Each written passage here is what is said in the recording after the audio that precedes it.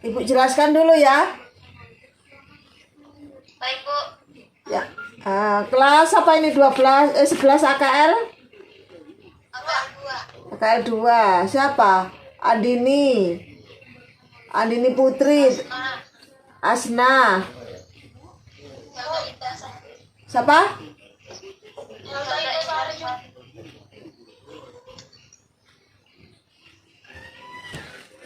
Indah siapa? Helda. Oh, Helda. Yang pertama nanti kamu memperkenalkan diri, kemudian judulnya, kemudian nanti tampilkan materinya supaya Ibu bisa membaca ya. Kemudian kamu jelaskan. Kemudian setelah itu nanti Ibu akan memberikan komentar presentasimu, kemudian membuat pertanyaan. Kemudian kamu akan menjawab pertanyaan, kemudian kalau sudah Ibu bilang selesai, oke, kamu akan menutup. Kalau sudah selesai nanti di print ya, pertanyaan dan jawabannya dilampirkan, kemudian dikumpulkan di kantor Satpam ya. Nanti di situ ada tulisan tugas bahasa ya. Baik, Bu. Nah, silakan dimulai. Assalamualaikum warahmatullahi wabarakatuh. Perkenalkan, nama saya Asna dari kelas 11 Sektor 2. Di sini saya akan mempresentasikan hasil karya ilmiah kami yang berjudul pengaruh pandemi COVID-19 terhadap transaksi online. Bab 1, pendahuluan. Latar belakang. Pada zaman modern seperti sekarang, apa saja bisa dijangkau dengan mudah dengan menggunakan. Cepat saja kita semua bisa bersilaturahmi dengan keluarga jauh. Contohnya dengan melakukan video call, telepon, chat, dan bahkan pada zaman modern ini orang-orang bisa berbelanja dengan mudah hanya menggunakan handphone lewat aplikasi belanja online. Transaksi menjadi lebih mudah pada saat pandemi seperti ini. Beberapa orang menggunakan aplikasi belanja online untuk memenuhi kebutuhan sehari-hari mereka, karena saat-saat seperti inilah orang-orang hanya bisa tetap stay di rumah untuk merantai COVID. Bukan masalah.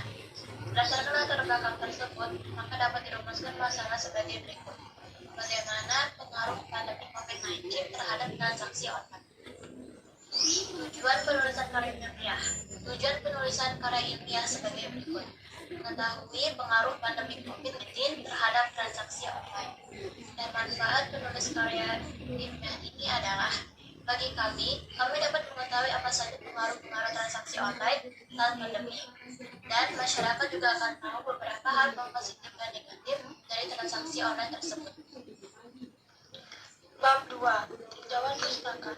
Menurut Kotler dan Keller 2095, masalah merupakan suatu fungsi organisasi dan serangkaian proses untuk menciptakan, mengomunikasikan, dan memberikan nilai kepada pelanggan dan untuk mengelola hubungan pelanggan dengan cara yang menguntungkan organisasi dan pemangku kepentingan. Sedangkan menurut Sayriza 2012, pemasaran adalah suatu sistem keseluruhan dari kegiatan-kegiatan usaha yang digunakan untuk merencanakan, menentukan harga, mempromosikan, mendistribusikan barang dan jasa yang memuaskan kebutuhan baik kepada konsumen atau pembeli yang ada maupun pembeli potensial. B. Transaksi online shopping.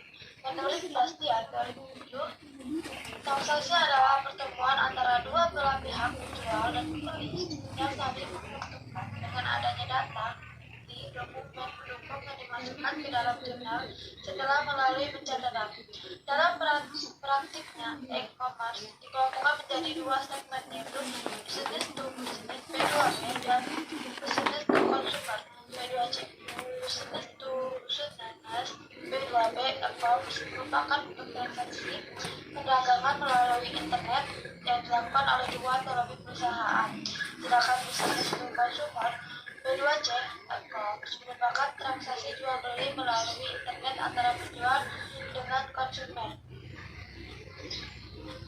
Bab 3, metodologi penelitian.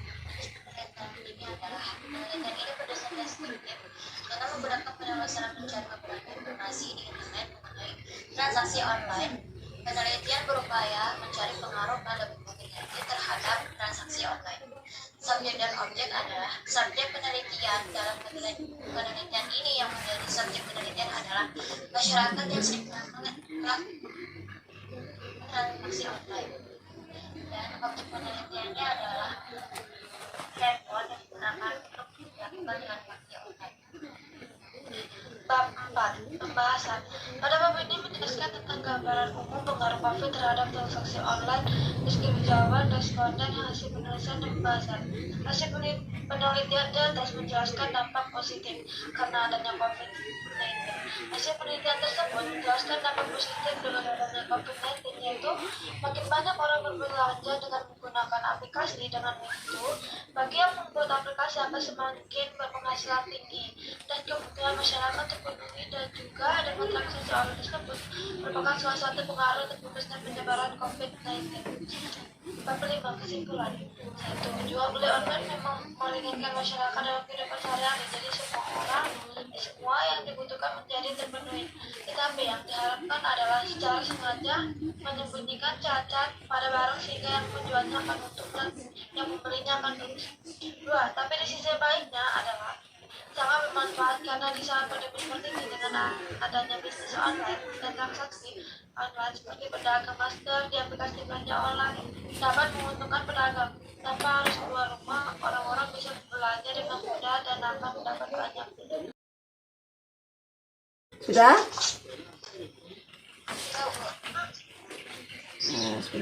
Sebentar, tunggu dulu sebentar ya.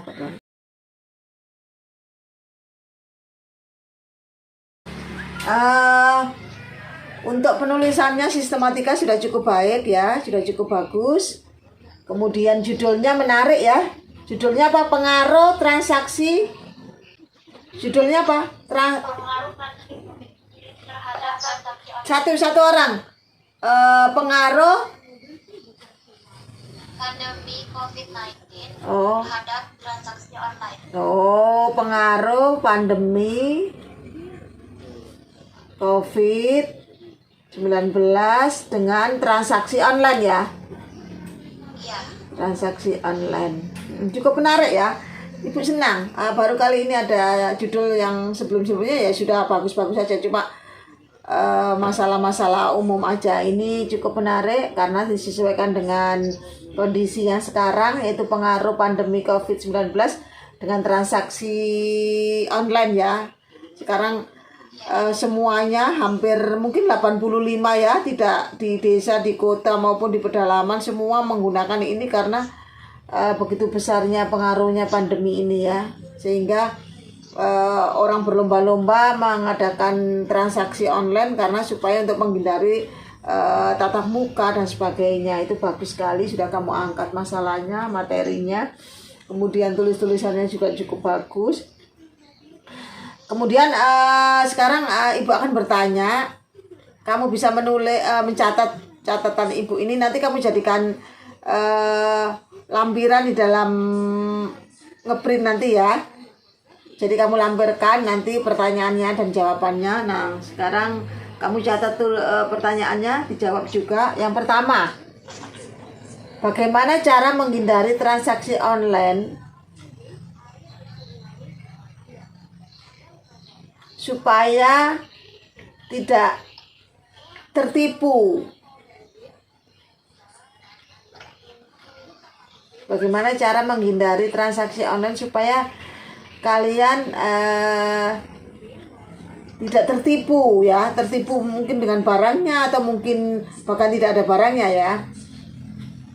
Yang kedua, pertanyaan yang kedua, sudah? Apa positif negatifnya dengan adanya transaksi online ini? Apa positif dan negatifnya dengan adanya transaksi online ini?